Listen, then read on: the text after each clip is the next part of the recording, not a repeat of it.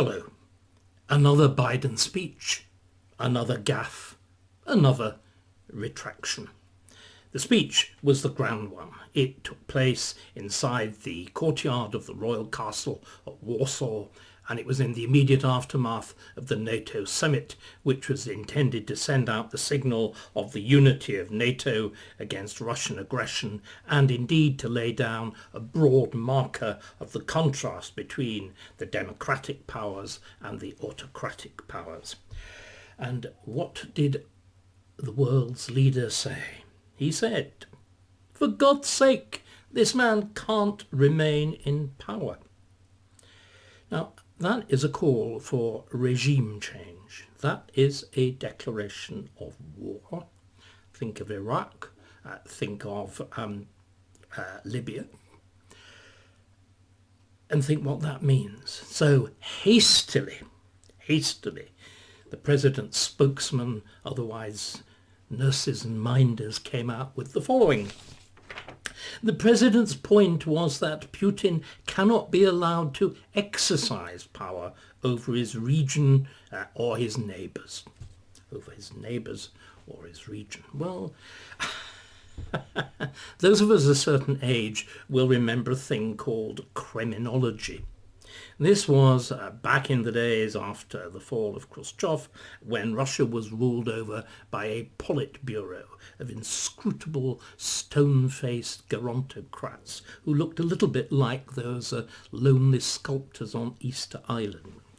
Anyway, and they presided over the parade of the Red Army to celebrate the October Revolution, and we all used to sort of speculate according to where they stood, which order they were in, who was wearing what, which the real pecking order amongst these gerontocrats was. Well, that was criminology. We now have indeed the new art of reading tea leaves, which we can call Bidenology. How will the moinderings of our somewhat age-challenged president, because he sort of is, the kind of president of the West. Let's face it, that's what he is. How will they be interpreted, filtered, made acceptable? But that was clearly, and this is all a little bit of teasing really, that was clearly unscripted, That old man used to sounding off. And interestingly, a point that's been made by the Spectator's American editor, Freddie Gray, very interestingly, he says Biden so often talks not as commander-in-chief, the man giving orders, saying what policy is, but more as the commentator-in-chief. That remark, this man can't be allowed to remain in power, it's the kind of thing that any pontificator actually says, any media person or another, not the man who's actually in charge. I think that's a good point, commentator-in-chief. But I'm much more concerned, genuinely concerned, with presumably the scripted content of the speech. I think it must have been scripted, as the sentences were relatively coherent. And let's listen to what he actually says in the scripted bits. And it goes like this. Putin's invasion, his war against the Ukraine, Biden says, it's nothing less than a direct challenge for the order established since the Second World War, and it threatens to return to decades of war that ravaged Europe before, listen carefully, the international rule-based order was put in place. We cannot go back to that. Again, this invocation of the post-Second World War settlement, the establishment of the United Nations, of the International Declaration of Human Rights, the International Court, the whole, the Bretton Woods Agreement, the whole that structure that was created in the immediate aftermath of the Second World War by the Allies. It's interesting, isn't it? This is called, the abbreviation is RUBIS, the rule-based system of international relations. This was also the subject of a speech, rather a speech at a press conference way back in the early stages of the crisis, when the Canadian Prime Minister, Justin Trudeau, appeared as the star of the show with Boris Johnson and the Prime Minister of the Netherlands as a kind of warm-up cast. And the thing that's terrifying is that Trudeau, is the absolute fluff and life weight. Again, this concentration on Rubis, and we now get the leader of the free world, the President of the United States himself, talking in this sentimental fashion. Because can we face a real, utter truth? Rubis never worked. The rules-based system of international law was a dead letter from the moment it was actually formulated. That was, of course, because one of the three great dominant powers that won the victory against Nazi Germany and Japan, America, Britain, the British Empire, and Russia. And Russia was included from the very beginning. Russia pretended, perhaps, just though with a degree of overt cynicism on the part of Stalin, to sign up to these proud declarations of human rights, these proud declarations of democracy. But did it actually believe it? Not for a single second. It didn't believe it for two reasons. It didn't believe it because Stalin believed simply in power. That doctrine, again referred to by Biden in his speech of might is right. Stalin believed in that and was indeed the supreme practitioner of it, and as he had a great deal of might on his side, he was able to get away with it. He comes up with this wonderful formula: winners don't get put on trial. Right. Power. So it's power. But it's also, of course, because Stalin was indeed a communist, and he believed in the Marxist-Leninist theory of historical inevitability and the so-called laws of historical inevitability, which, of course, transcended the merely occasional so-called laws of international relations that were enshrined in the United Nations Charter and the Declaration of Universal Human Rights. So the Soviets never, either under Stalin or Khrushchev afterwards, bought into that doctrine of Rubis, of a rules-based international system. Briefly, of course, I suppose you could say, oh, and by the way, the other reason why they were able, as it were, not to buy into it with impunity was the fact that they got nuclear weapons. Remember, when the United Nations was set up in the immediate aftermath of the Second World War, only America had nuclear weapons. What happens, and I think in retrospect we can see it as the supreme catastrophe of the second half of the 20th century, the thing which again in retrospect has rendered the United Nations as hopeless and as helpless and as time-wasting as the League of Nations. It is the fact that the secrets of the atom bomb and of nuclear fission were passed to the Russians by a series of communist spies in the heart of the American scientific establishment. Their actions, two of them were of course executed for it, their actions can be seen as the supreme acts of treachery against the West, because they enabled Russia simply to defy, simply to stand off.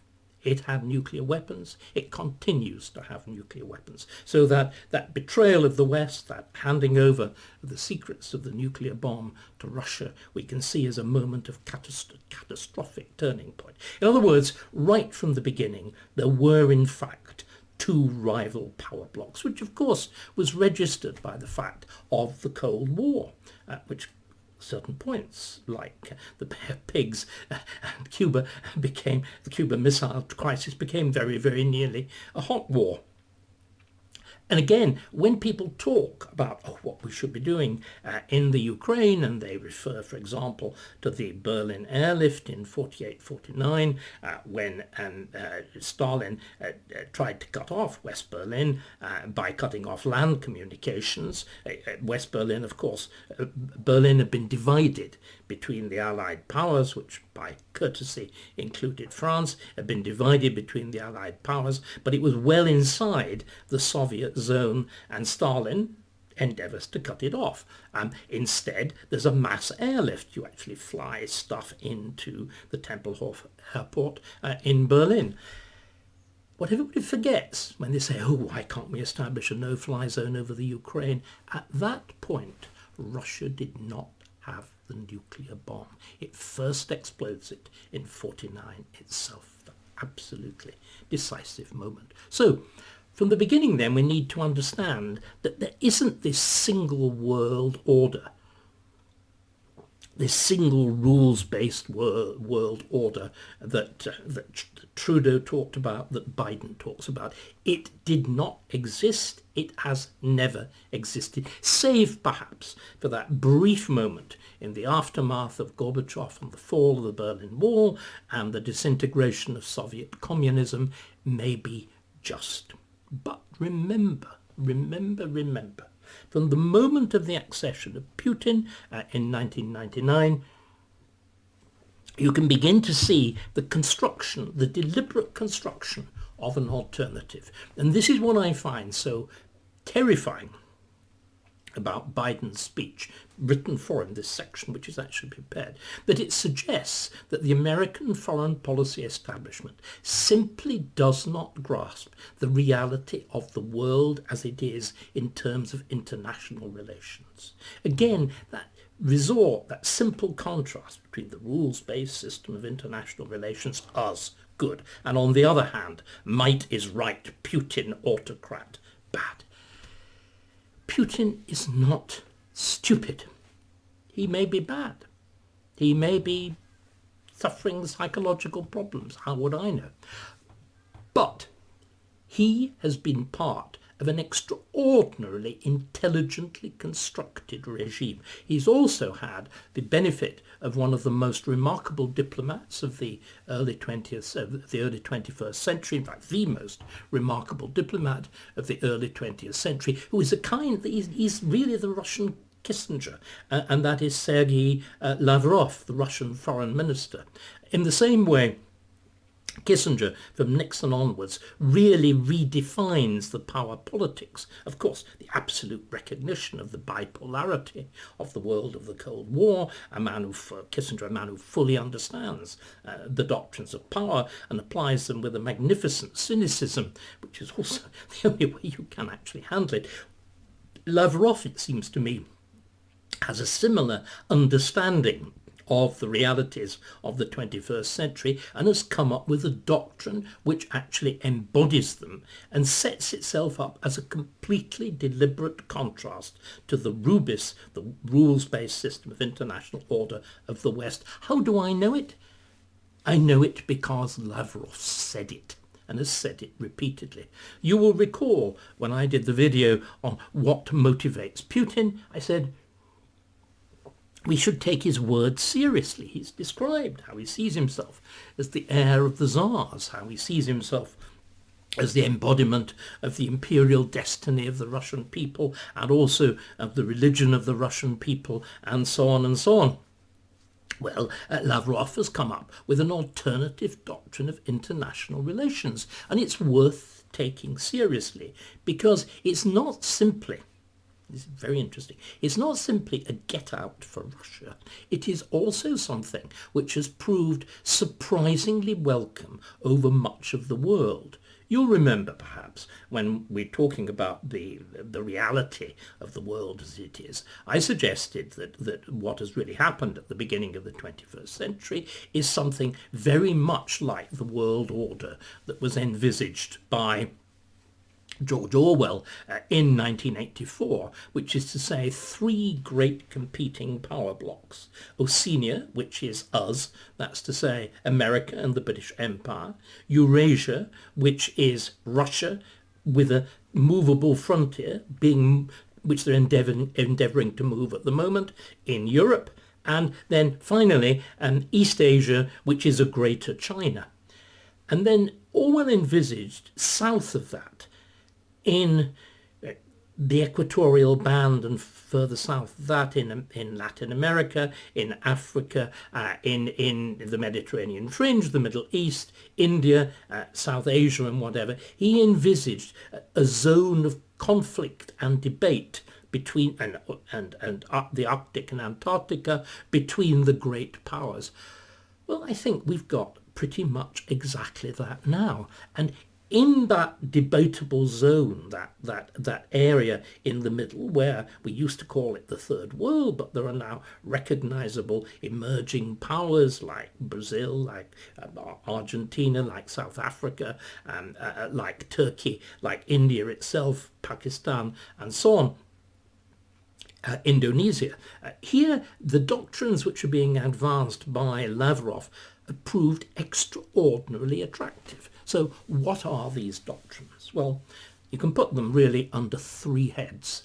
The first of them is a doctrine of non-interference in internal affairs. This is, of course, the argument against what the West attempted in Iraq, or what the West attempted in Afghanistan, or indeed in Libya, or in Syria, which is an attempt into Serbia, which is an attempt at the intervention in the internal affairs of countries on the grounds of humanitarian outrage. In other words, that the leadership of the country is inflicting gross crimes, crimes of genocide or whatever, it be on its own subjects, the use of weapons of mass destruction, the denial of democracy and human rights and so on. And it is what the doctrine of non-interference says is no, there is a doctrine of absolute sovereignty. Now, of course, you'll say, well, come.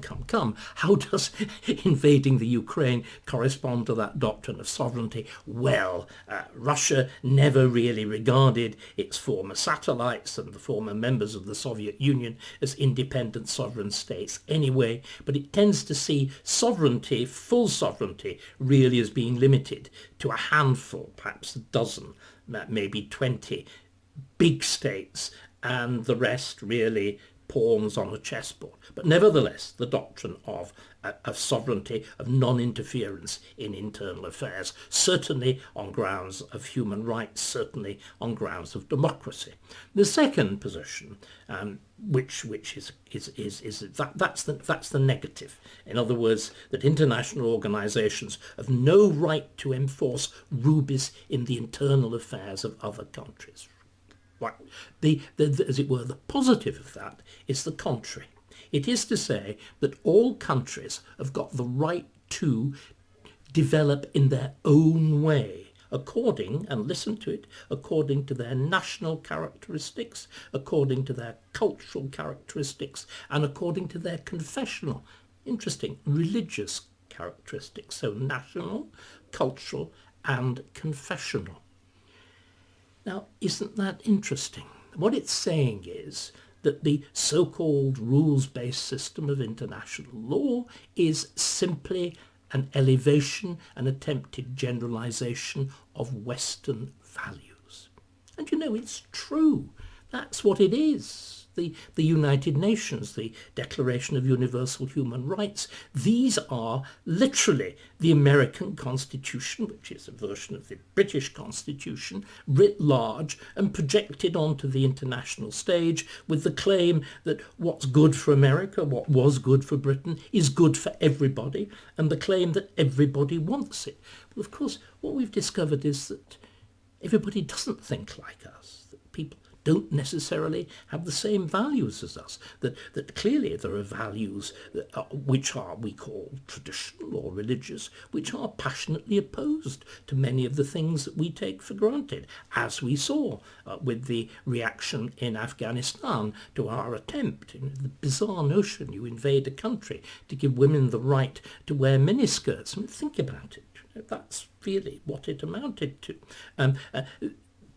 very important sections of that community didn't want that right. Many of the women did, but some of the women in the cities, the women who desperately wanted education, but a lot of people didn't. So this notion then of culturally, nationally, confessionally determined is extraordinarily attractive, because remember, again, when we're trying to get this sense of the claims to the universality of what really amount to Anglo-Saxon values, at the moment only 20% of the world's population lives in a full democracy.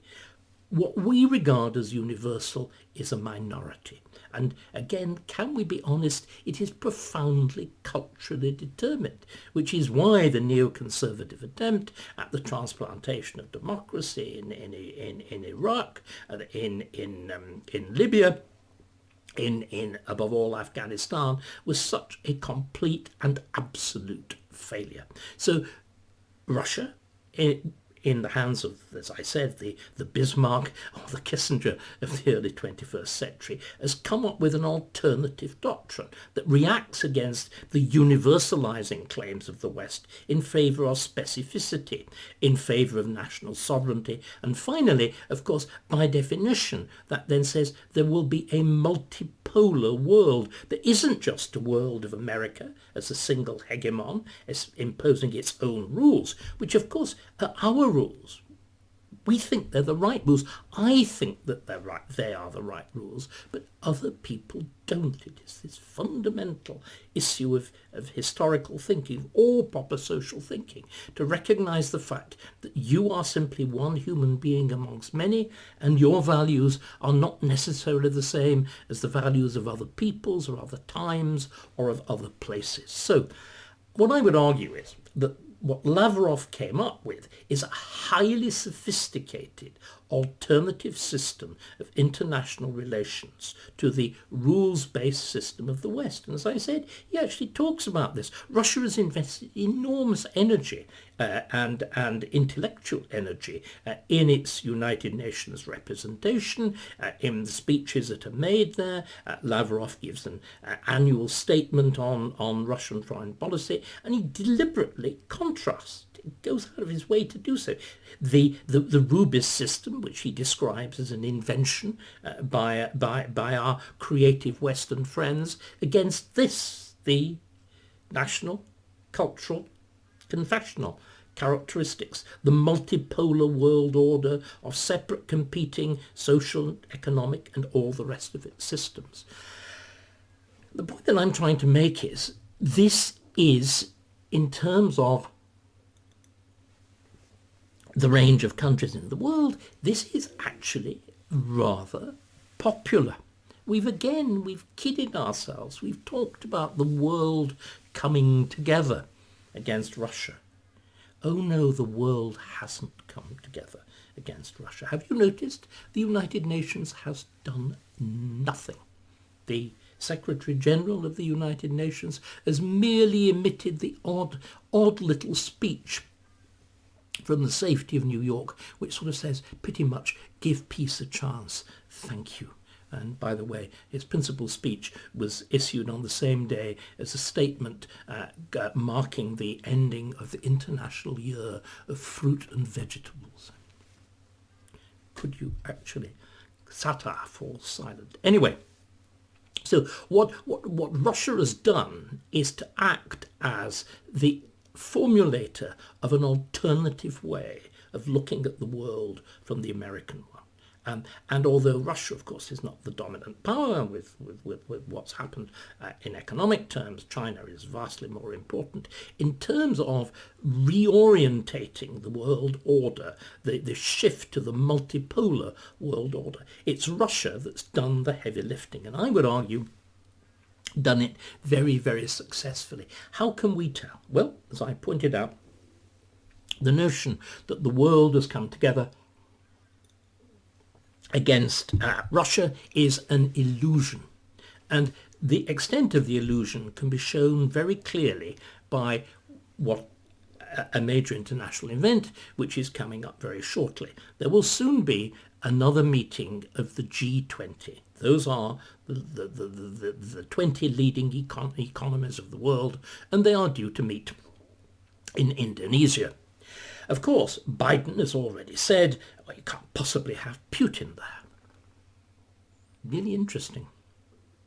The Indonesians have made clear, completely clear, that Putin will be invited.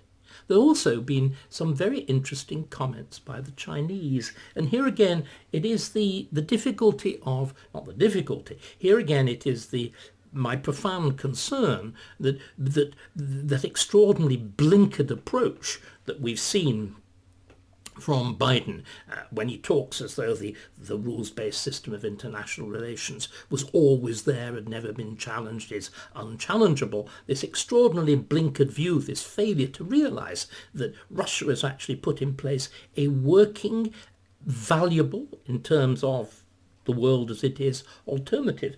And the word blinkered actually comes in rather useful because, of course, Biden's Secretary of State is called Antony Blinken.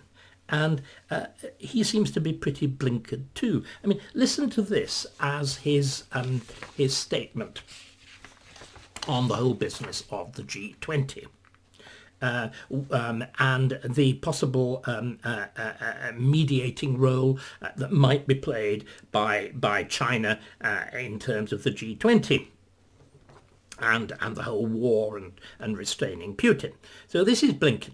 We believe China in particular has a responsibility to use its influence with President Putin and to defend the international rules and principles it professes to support. The international rules and principles it professes to support. That suggests to me, extraordinarily, that Blinken is so blinkered that he actually thinks that China believes and practices the rule-based system of international order. I mean, the international relations. China, look at what is done in Tibet. Look at what it's doing to the Uyghurs. Look at what it has done, what it is doing in Hong Kong. Look at what it will certainly do in Taiwan. China does not believe for 1 second in human rights or democracy. On the contrary, it sees itself, like Russia, as having a superior antecedent imperial past, a passionate national present, and of course a system of politics which still persists in calling Marxist, which because of its planning, because of its organisation, because of its social regulation, because of its minute supervision of the individual, is superior to the moral and political and democratic chaos of the West. It doesn't buy into the rules-based system of international relations at all. And yet here we have Blinken talking as though it did. And he's put down beautifully by the China's foreign ministry spokesman, Wang Wenbin,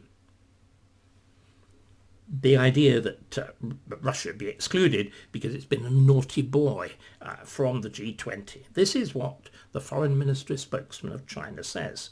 The G20 is the main forum for international economic cooperation. Russia is an important member. And listen, no member has the right to expel another country. America is not the hegemon. America is not in charge of the G20. America has no right, as it were, to set rules for anybody else. This is what multipolarity means. This is what this system of multilateral international relations is about, formulated brilliantly by Lavrov, and of course given its purchase by the fact that not only does Russia compete with America in terms of its nuclear warheads, so does China. Inevitably, the three great powers that hold nuclear warheads hold a dominant position within the world, as of course do all the other holders of nuclear weapons, including Britain. So that's again the negative. Wang Wenbin then goes on to offer the positive. The G20 should practice true, listen to this word again, multilateralism, strengthen solidarity and cooperation, and jointly respond to mounting challenges, including the economy, finance, and sustainable development. Now, this brings home the fundamental point. China's only interaction with an international world order is in trade, is through the WTO, is through the World Trade Organization. China's only interest in rules is financial and economic rules. And by the way, it applies them selectively and in a fashion which benefits itself and disadvantages those with whom it trades, as we should long ago have realized. But otherwise, China views that whole system of international law with detachment and contempt. It doesn't do so as flamboyantly or yet as flagrantly as Russia, but in terms of its own practice, its behaviour, as I said, in Tibet, with the Uyghurs, with Hong Kong, with its ambitions in Taiwan, it behaves in exactly the same fashion as Putin, though so far it's got away with it rather more effectively. Now, okay, that's China. But what is equally striking is the reaction of the other members of the G20. 20, right. Let's use the simple acid test. Who has joined in sanctions against Russia? Well, who has joined in sanctions against Russia in the G20?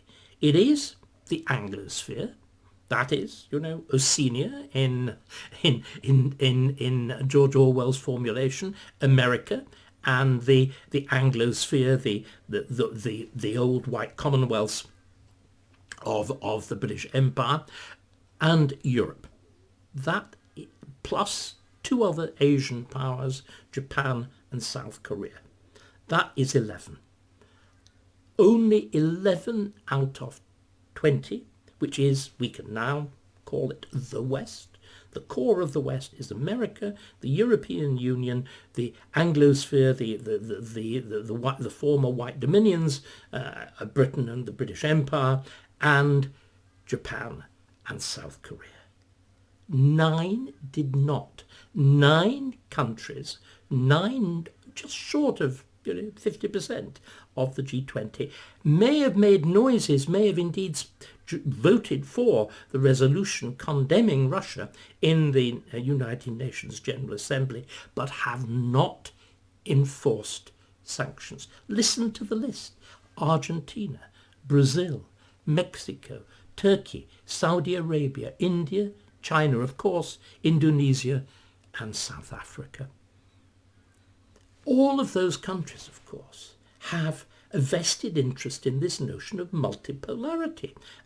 India is a nuclear power and a very substantial, of course, a vast country too. And what is it doing? Well, having been, that kind of poster boy for democracy following independence from Britain in the 40s, increasingly, and indeed a multicultural, multi-religious, secular democracy, increasingly Modi, the long-serving Indian Prime Minister, is pushing it towards much more of a Hindu confessional state. Something very similar, of course, is happening in Turkey with Erdogan. Turkey, the secularized rump of the Ottoman Empire that emerged from Kemal Atatürk, in the hands of Erdogan, is Islamicizing the countryside. The traditional conservative countryside is triumphing over the elites of the army and the professions in the towns that bought into the secularization of Kemal Atatürk. It's becoming a much more Islamic society. That point about confessional independence and of course playing fast and loose with the ordinary rules of democracy. Similarly in Latin America, with Bolsonaro, similarly in Mexico, and of course Saudi Arabia and Indonesia. Saudi Arabia is the extreme Islamic state, and depending on how we define Islamism. It's certainly the extreme version of Islam itself, and Indonesia is fast going in that direction. So you see, the Russian remoulding of a notion of international law to represent multipolarity, different social, legal, confessional systems, is extraordinarily attractive to all of these countries, including things that were part of the British Empire. South Africa, with its own policies of embracing supposed native traditions and cultures, and India. In other words, what I'm arguing is that in terms of international relations, Russia is actually winning. Russia has more of the world that matters on its side than we do. We need to recognise that fact. We need to stop being Blinkered or Blinken or Biden. We need to think. We need to understand. Because only if we understand can we react.